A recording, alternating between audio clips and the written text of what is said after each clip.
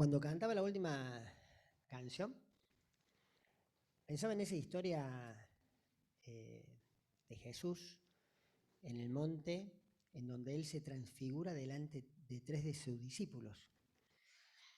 Y claro, ellos estaban en el cielo ahí casi. Ellos estaban viendo la gloria del Hijo de Dios. Entonces Pedro le dice, che, nos quedemos acá, hagamos 3 enramadas. Entendió que se estaba cumpliendo la venida del reino. Y Jesús le dice, no, hay que seguir, todavía faltaba mucho. Faltaba la cruz y apenas baja del monte se topan con un montón de problemas, gente con necesidades, ¿no? Y es un poco la experiencia nuestra, cuando salimos de la cena del Señor, eh, cuando tenemos el altar restaurado, medio como que nos queremos quedar, pero la vida del cristiano, en realidad nuestra esperanza está en el futuro. Y mientras tanto tenemos una misión que hacer en un mundo que está dado vuelta. Y ustedes están estudiando, ¿qué libro? El libro de los Hechos. Es un libro de acción, un libro de misión. Es un libro en donde Dios empieza a expandir la iglesia desde aquel primer lugar que era Jerusalén. Y el libro de Hechos termina llegando el Evangelio, a través de Pablo, a Roma. Pero en ese trayecto, que no son muchos años, el Evangelio se fue expandiendo de muchas formas. Es la misión de la iglesia. Es lo que nosotros todavía ahora continuamos. Nos queremos quedar alabando al Señor para siempre, pero en realidad estamos en el mundo. Hacemos como una partecita de lo que va a ser en el cielo. Pero mientras tanto hay una misión que cumplir. Y durante el primer tiempo la iglesia se empezaba a expandir, y esto lo tienen que haber estudiado ustedes, a través de la persecución. O sea, creíamos en Cristo. A las autoridades se le daban la loca de perseguirte y te perseguían y entonces te tenías que cambiar de lugar. Y cuando vos te cambiabas de lugar, no te ibas solo, te ibas con Cristo.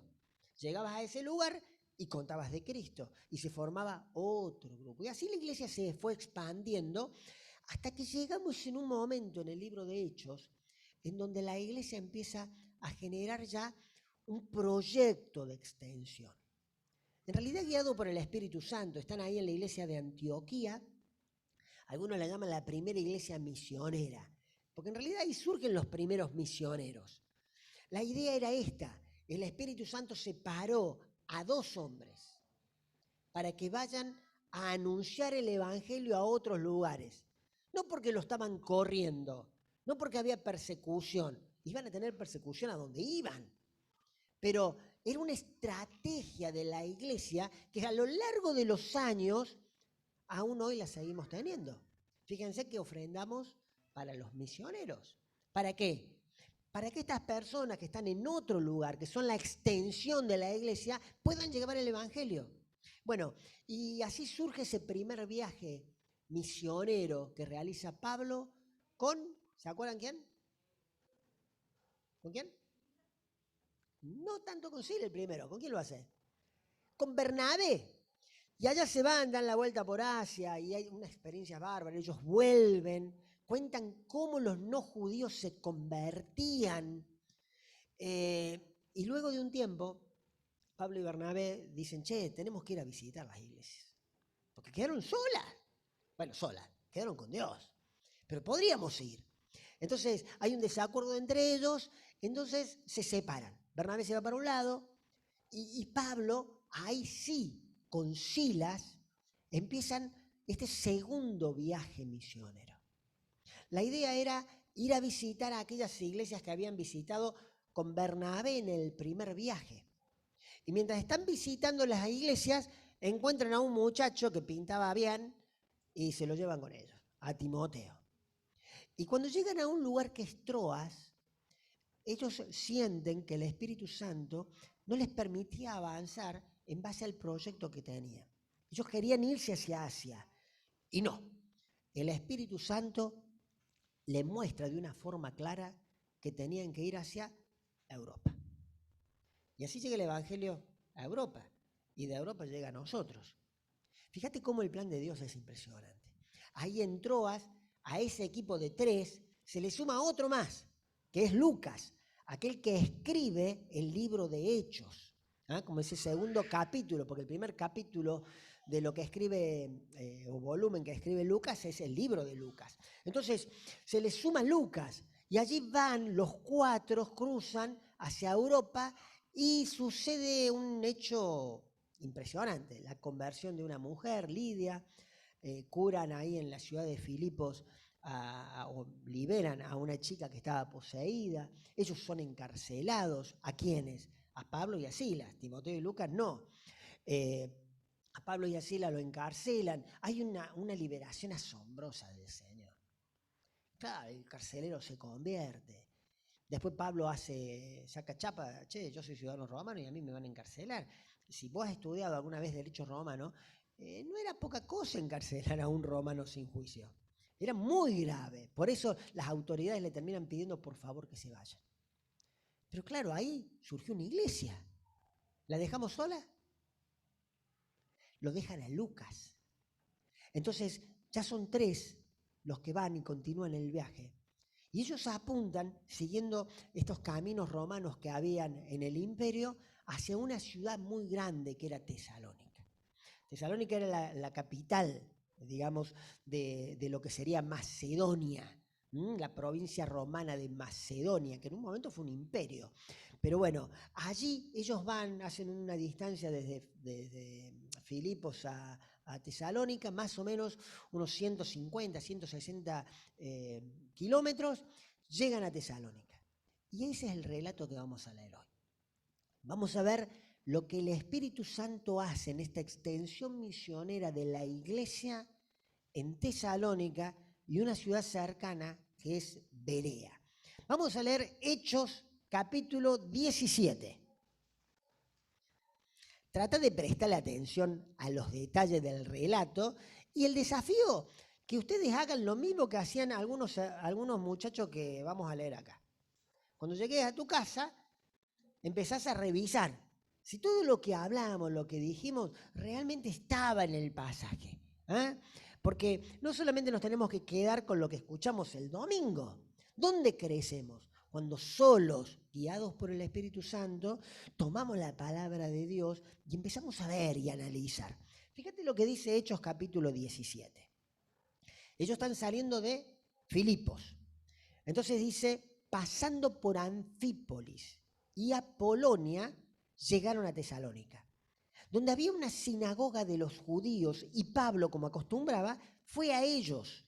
Y por 3 días de reposo, 3 sábados, discutió con ellos. Ahí discutir no es que se peleó, se agarró de los pelos, sino era que dialogaba. La palabra es esa, dialogaban. Era la forma aparentemente que tenía Pablo de exponer las Escrituras. Dice el versículo 3. Declarando Pablo y exponiendo por medio de las Escrituras que era necesario que el Cristo padeciese y resucitase de los muertos, y que Jesús, a quien yo no os anuncio, decía él, es el Cristo. Y algunos de ellos creyeron y se juntaron con Pablo y con Silas, y de los griegos piadosos gran número, y mujeres nobles no pocas.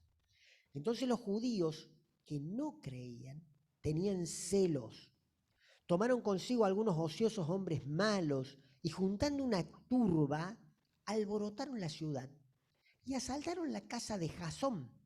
Procuraban sacarlos al pueblo, pero no hallándolos, trajeron a Jasón y a algunos hermanos ante las autoridades de la ciudad, gritando, estos que trastornan el mundo entero también han venido acá, a los cuales Jasón ha recibido. Y todos estos contravienen los decretos de César, diciendo que hay otro rey, Jesús. Y alborotaron al pueblo. Y las autoridades de la ciudad y a las autoridades de la ciudad oyendo estas cosas.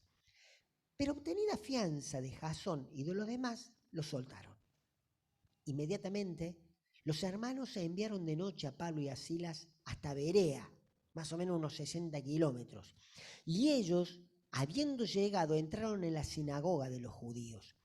Estos eran más nobles que los que estaban en Tesalónica, pues recibieron la palabra con toda solicitud, escudriñando cada día las Escrituras para ver si estas cosas eran así. Así que creyeron muchos de ellos, y mujeres griegas de distinción, y no pocos hombres. Cuando los judíos de Tesalónica supieron que también en Berea era anunciada la palabra de Dios por Pablo, fueron allá y también alborotaron a las multitudes. Pero inmediatamente los hermanos enviaron a Pablo que fuese hacia el mar, y Silas y Timoteo se quedaron allí, o sea, en Berea. Y los que se habían encargado de conducir a Pablo le llevaron a Atenas.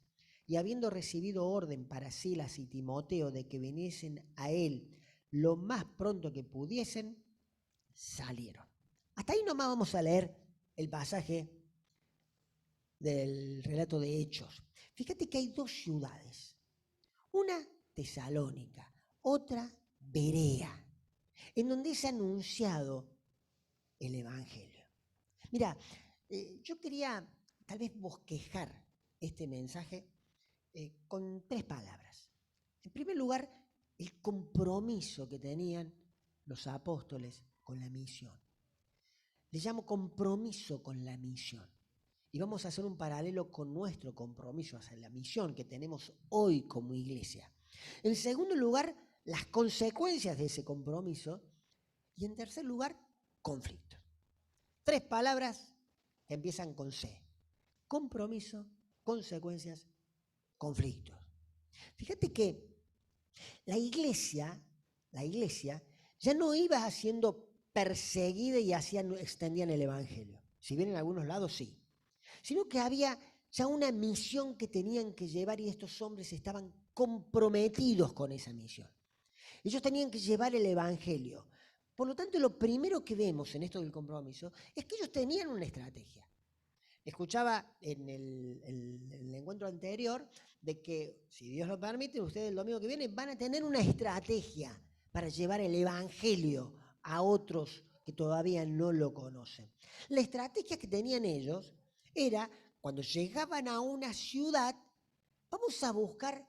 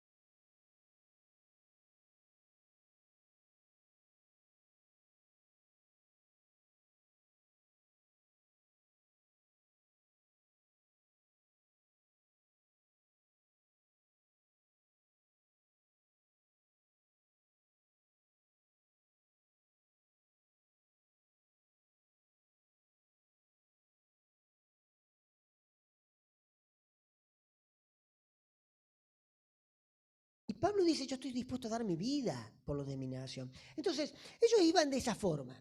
Ahora, dentro de las sinagogas había judíos, y fíjate que acá dice, había no judíos. Personas que tenían o buscaban la verdad de Dios y entendían que estaba en el Dios de Israel esa verdad. Entonces había muchos que por ahí se los conoce con el nombre de prosélitos, o personas que se habían convertido al judaísmo, que tenían afinidad, estaban ahí. Entonces, cuando vos ibas a ese lugar y hablabas del Evangelio, claro, como partías de la misma base, del Mesías, el tema era muy interesante. Entonces ellos escuchaban. Era una buena estrategia para empezar. Ahora, escucha bien.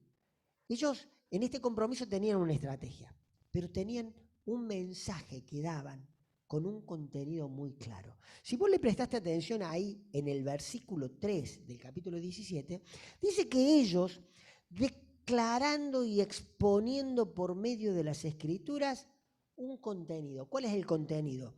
Que era necesario que Cristo padeciese y resucitase de los muertos y que Jesús es el Cristo.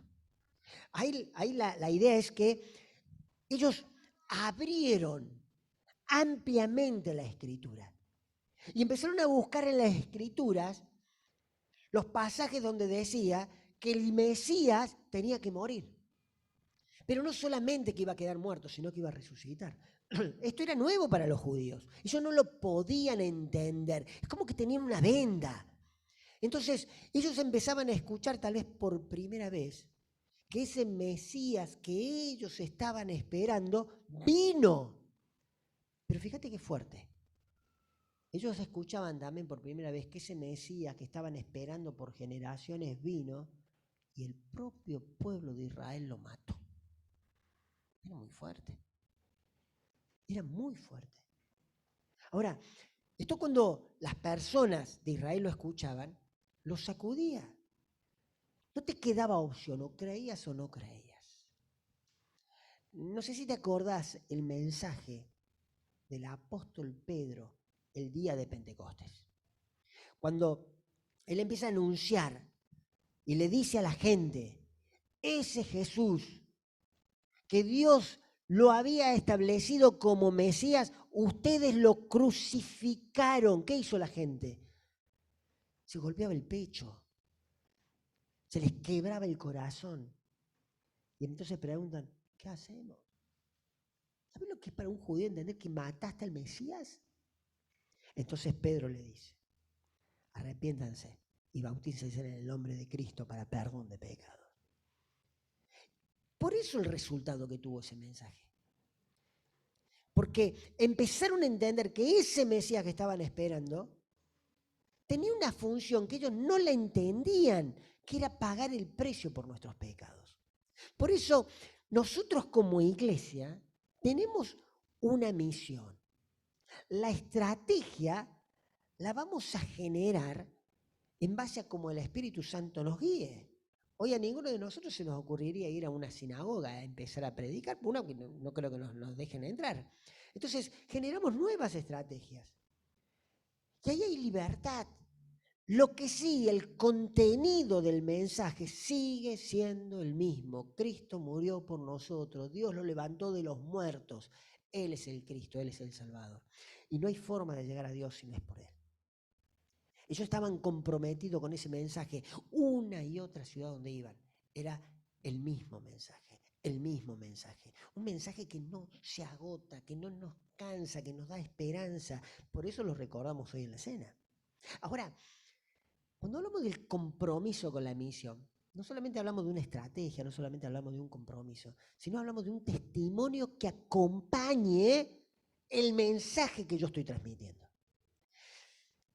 Vos debe haber escuchado mucha gente que debe haber dicho, yo a la iglesia no voy más.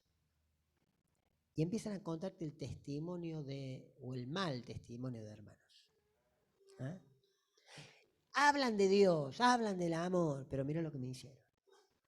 Ahora, si vos querés ver lo que pasaba por el interior de los apóstoles, tendríamos que ir a Primera Tesalonicenses. Primera Tesalonicenses, como ya el propio nombre te lo está diciendo, es una carta escrita ¿a quién?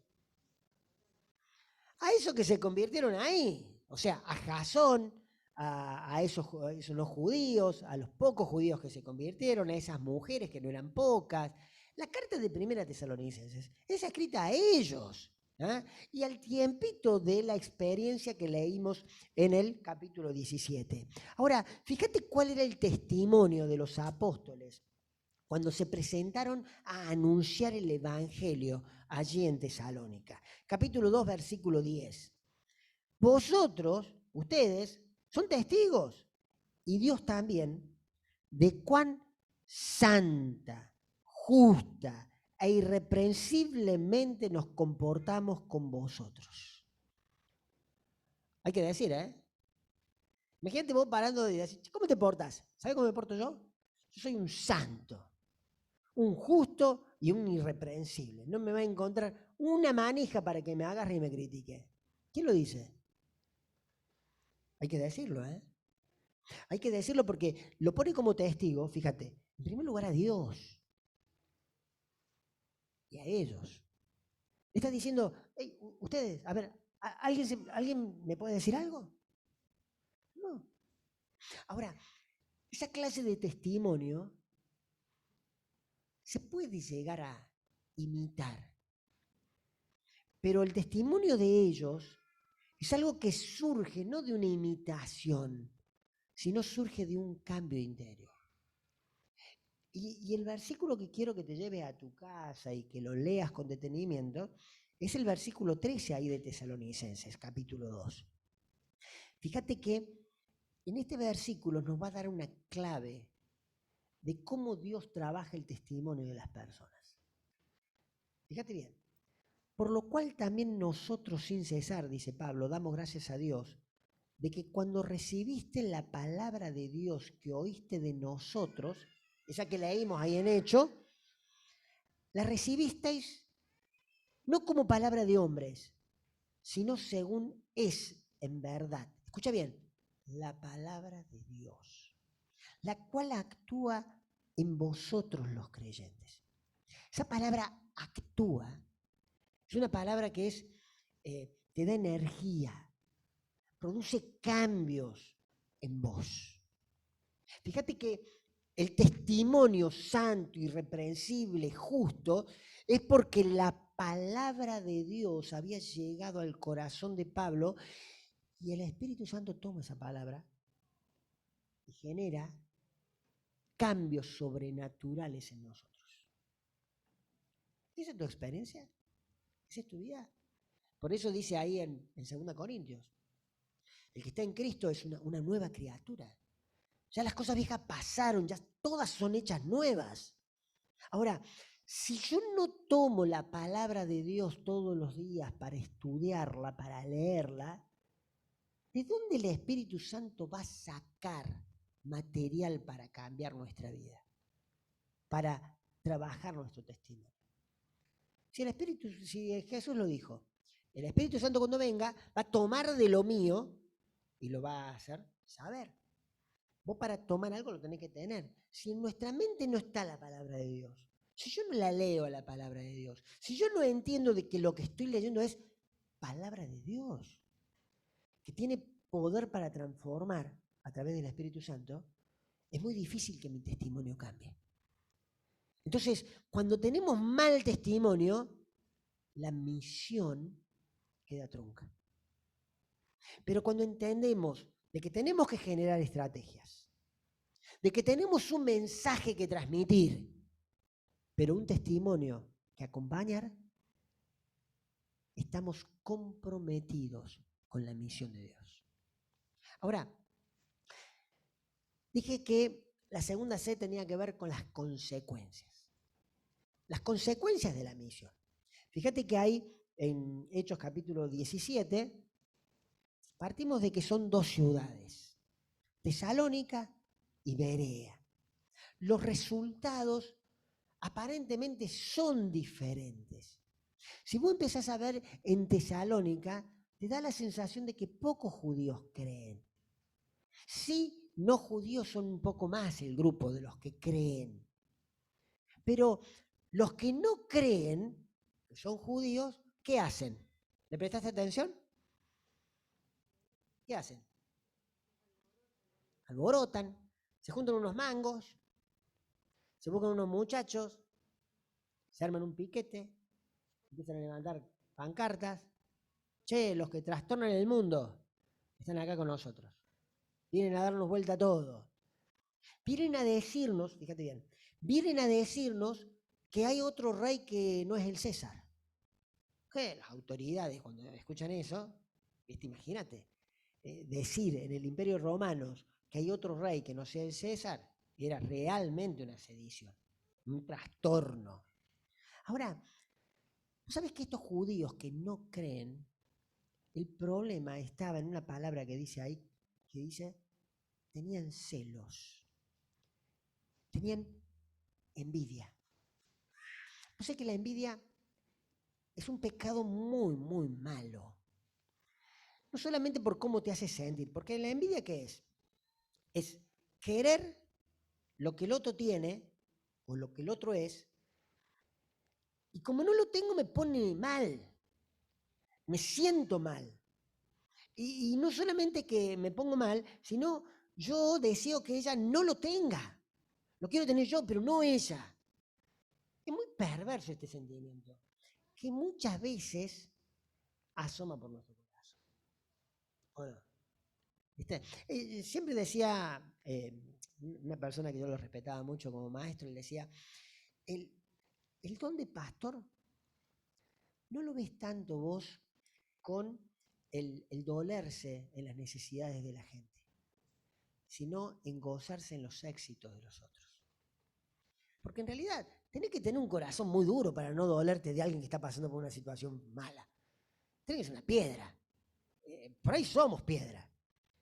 Pero gozarte con el éxito del otro, cuando vos sabés que no lo tenés, ese realmente es un corazón de pastor, decía él, ¿no? Un corazón no envidioso. Ahora, la envidia no solamente que te hace sentir mal, sino que te lleva a hacer cosas muy feas, aún a ir en contra de tus propios principios. Cuando Pilato está interrogando a Jesús, él se da cuenta, vos después léelo en el Evangelio, que los judíos lo habían entregado a las autoridades, ¿por qué? Por envidia. Por envidia. ¿Por qué por envidia? Y porque Jesús enseñaba con una autoridad que ellos no la tenían. Porque sabían que este Jesús podía ser el Mesías, pero ellos habían dicho que no, no nos podíamos equivocar. Había envidia en el corazón de ellos. Esa envidia los llevó a decir a las autoridades judías, escucha bien, a los líderes judíos, no tenemos otro rey que no sea el César. ¿Sabes la palabra de un judío diciendo eso? Tenés que tener realmente muy enceguecido el entendimiento. Eso es lo que hace la envidia. Te ciega el entendimiento y te lleva a cometer cosas atroces. Por eso, la envidia tiene que estar fuera de nosotros. Y si a lo mejor existen ese tipo de sentimientos, tenemos que decirle a Dios y confesarlo. Porque tarde o temprano va a generar sus consecuencias. Ellos, por envidia, cometen la misma, o dicen la misma frase que dijeron las autoridades judías. Che, acá hay gente que dice que tenemos otro rey, Jesús, que el César. Fíjate que es lo mismo. Un judío diciendo eso no te entra en la cabeza. Ahora, cuando nosotros anunciamos el Evangelio, cuando la iglesia hace su misión, vamos a tener algunos que creen, otros que no creen, pero otros que se van a oponer. Porque lo vemos. Pablo le dice en la carta de Tesalonicenses, cuando estuvimos con ustedes, ¿sabe cuánto tiempo debe haber estado Pablo con la iglesia de Tesalonicenses? Acá nos habla de 3 sábados. Ahora ha estado un mes, ponele 2 meses, 3 meses. Dice, cuando estuvimos con ustedes les dijimos que íbamos a tener persecución. De hecho, la tenían. Ahora, fíjate que cuando ellos van a Berea, la actitud de los que estaban allí, de los que escuchan en la sinagoga, ¿cómo es? ¿Cómo es? Fíjate, buscarlo en la Biblia. ¿Cómo es?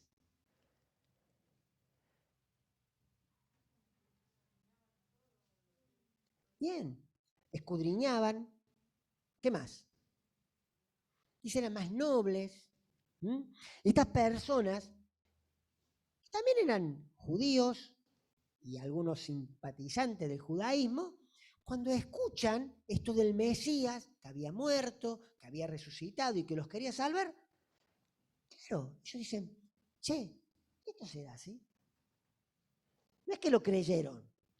Dicen, no, lo vamos a escudriñar. ¿Sabes lo que es? Es investigar. ¿Sabes lo que es? Es irte a tu casa, te sentas a ver en las escrituras si eso es así o no. Y muchos de los que estaban ahí, cuando fueron a la escritura, le pasó lo mismo que a esos 2 discípulos que iban en el camino de Maús con Jesús. Jesús les abrió la escritura, aquellos pasajes donde hablaban lo que tenía que pasar con el Mesías. Muchos creyeron, muchos creyeron. Por eso cuando nosotros anunciamos el Evangelio, cuando nosotros cumplimos la misión como iglesia, muchos a lo mejor están esperando recibir el Evangelio. No sé si te pasó.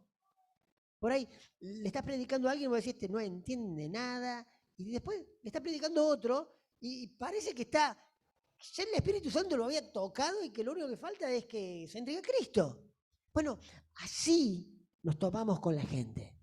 Gente que cree, gente que Dios ya la viene preparando. Gente que a lo mejor va a ser, cuando lo estemos hablando, empezada a preparar por Dios. Vamos a ver gente que no va a creer y gente que se va a oponer. Esas son las consecuencias de anunciar el Evangelio. Que no nos sorprenda si salimos a predicar y muchos creen. Que no nos sorprenda que a lo mejor tengamos oposición. Que no se nos sorprenda que a lo mejor nadie crea. Porque así son los resultados del Evangelio. Lo importante es que nosotros entendamos que tenemos un compromiso con la misión. La misión es nuestra tarea. Nosotros la tenemos que llevar acompañada de un contenido en el mensaje que no lo podemos alterar y un testimonio que refleje lo que decimos. Ahora, los conflictos siempre van a llegar. Vos sabés que hay cuando ellos levantan la acusación, los judíos de Tesalónica, tienen una frase que yo cuando era más chico decía, ojalá nos digan eso a nosotros como iglesia. Aquellos que turban el mundo, aquellos que han trastornado el mundo entero, hoy están con nosotros, como queriendo trastornar nuestra ciudad. Y yo decía, eso parece un halago para la iglesia, ¿o no? O sea, que nuestro testimonio sea tan fuerte que creemos que estamos dando vuelta a todo. Porque cuando vos ves el avance de la iglesia en el libro de los Hechos, es como que rápidamente pareciera como que todo se había dado vuelta. Ahora, estaba pensando de que no sé si eso es un halago o no. Y por ahí nosotros como iglesia tenemos que entender bien quién es el que está turbado. Si nosotros o el mundo. Y viste que en la cena hablábamos de Elías. Y si me acompañas ahí en Primera Reyes capítulo 18, Elías, antes de hacer aquella competencia para demostrar que Dios, Jehová, es Dios, se topa con el rey Acab. Y en el capítulo 18 de Primera Reyes, versículo 17, después de casi 3 años que Acab lo estuvo buscando por cielo y tierra para cortarle la cabeza y no lo podía encontrar, Elías se presenta con Acab. Y fíjate lo que dice Acab cuando lo ve a Elías.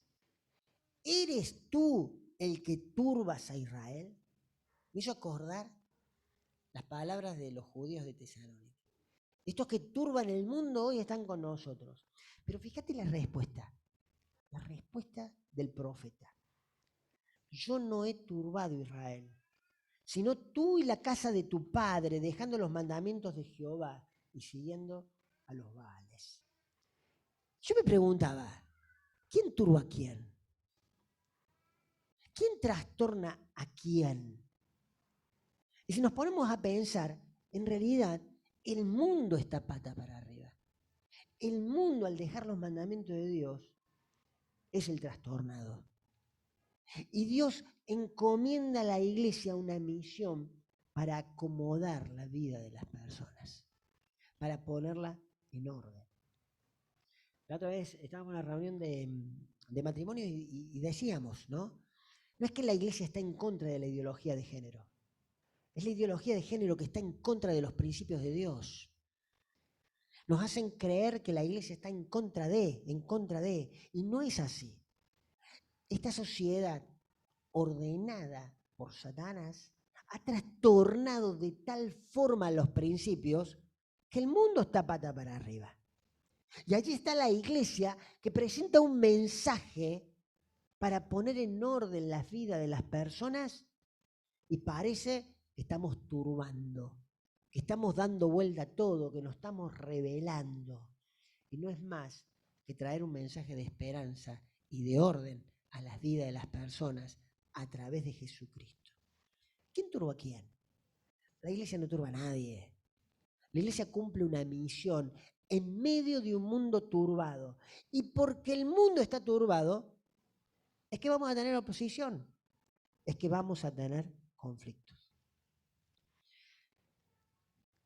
Cuando vos lees rápidamente el capítulo 17, te queda la sensación, no sé si te pasó a vos, como que la iglesia de Tesalónica no le da mucha vida. Poco tiempo, los corren, no queda nadie, por lo menos en Filipos había quedado Lucas. La iglesia de Berea vos veías una iglesia a lo mejor más receptiva. Ahí en Berea se queda Timoteo y Silas un tiempo, Pablo se tiene que ir a Atenas, que lo llevan los hermanos. Y te da la sensación de que esa iglesia queda sola, en una oposición real. Porque este Jasón, que se entrega a Cristo, tiene que prestar fianza, que no sabemos bien si era algo material que le entregaba o a lo mejor su propia libertad, para garantizar lo siguiente, que no vengan los alborotadores, que no venga Pablo. Entonces, Pablo se ve impedido, y lo dice en Tesalónica, una y otra vez intentado, pero Satanás nos ha estorbado, no podemos ir. A lo mejor pensando en esta situación de Jasón, que a lo mejor él caía preso. Una iglesia nueva. Vos decís, estaban a las manos de nada. ¿Viste como decimos, en las manos de Dios? Como si fuera poca cosa. ¿Eh? En las manos de Dios. Esta iglesia estaba en las manos de Dios. Ahora, humanamente cuando vos le decís, ¿qué expectativa tiene? Cuando pase el tiempo, fíjate, cuando pase el tiempo, Pablo va a escribir ahí en Primera Tesalonicenses lo que sucedió en esa iglesia que tomó la palabra de Dios, porque sí la conocían, porque tenían la ley, y dejó que el poder de Dios actuara en ellos. Primera Tesalonicenses, capítulo 1, fíjate, dice en el versículo 6, dice, y vosotros vinisteis a ser imitadores de nosotros y del Señor, recibiendo la palabra en medio de gran tribulación, con gozo del Espíritu Santo. De tal manera que habéis sido ejemplo a todos los de Macedonia y de Acaya que han creído, porque partiendo de vosotros ha sido divulgada la palabra del Señor, no solo en Macedonia y Acaya, sino que también en todo lugar vuestra fe en Dios se ha extendido. De modo que nosotros no tenemos necesidad de hablar nada. ¿Cómo puede ser? No tenían liderazgo, no quedó ningún apóstol. Lo único que quedó es la palabra de Dios y el Espíritu Santo. Y ellos desde Tesalónica anunciaron en toda la provincia de Macedonia, de Acaya, y en todo el mundo se conocía y los animaba la fe de ellos. Es impresionante. ¿Por qué? Porque en medio de los conflictos, ellos no enfocaron su vista en hombres, en personas, ni siquiera en los conflictos. Enfocaron su vista en Dios. Ellos entendieron que la palabra de Dios actúa, energiza la vida de aquellas personas que la reciben. Y Dios hizo una obra espectacular en esta iglesia que sirvió de ejemplo a otros. Pocos judíos creyeron. No judíos, un poco más. Quedaron solos. No, solos no. Quedaron en manos del dueño de la obra. Y creo que la característica que tenía la primera iglesia, aquella que se empezó a extender por el mundo ya con una estrategia, es entender que la obra es de Dios y el que dirige la obra es Dios. Independientemente de las circunstancias,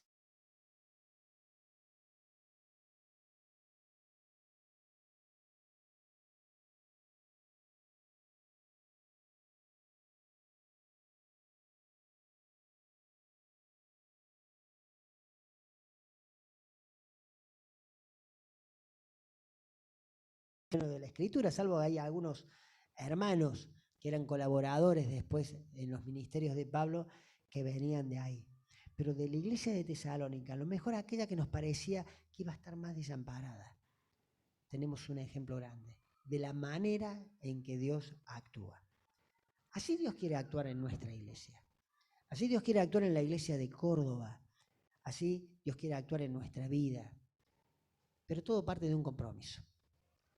Compromiso con el mensaje, con el contenido y un compromiso con un testimonio que respalde lo que estamos diciendo.